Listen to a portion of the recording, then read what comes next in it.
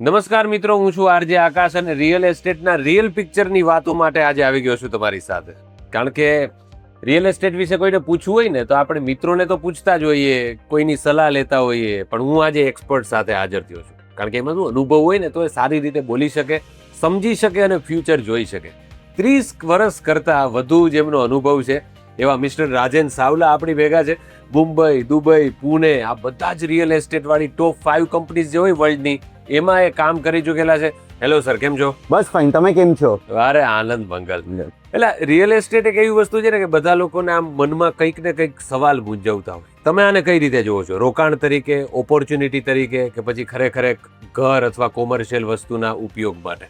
Okay, real estate એક બહુ wide term છે. આપણે જોવા જઈએ તો હવે રોકાણ એક પોર્શન છે, એટલે રોકાણ is one part of it. Yes, real estate always રોકાણ તો છે જ.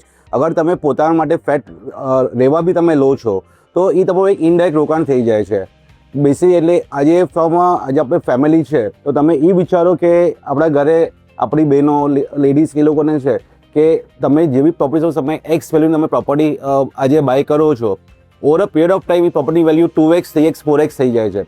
ભલે તમે પ્રોપર્ટી ઇમિડિયેટ તમે એક વેચવાનું નથી, બટ તમારું હૈયું ઓલવેઝ ભરેલું હોય છે કે આજે મારું અસેટ વર્થ આટલા રૂપીઝનું મારું અસેટ વર્થ છે. તો તમે એઝ અ ઇન્વેસ્ટમેન્ટ બી લેતા હો કે રહેવા માટે બી લેતા હો, it is basically an asset જે તમે પોતાની અને પોતાની ફેમિલી માટે તમે ક્રિએટ કરી રહ્યા છો.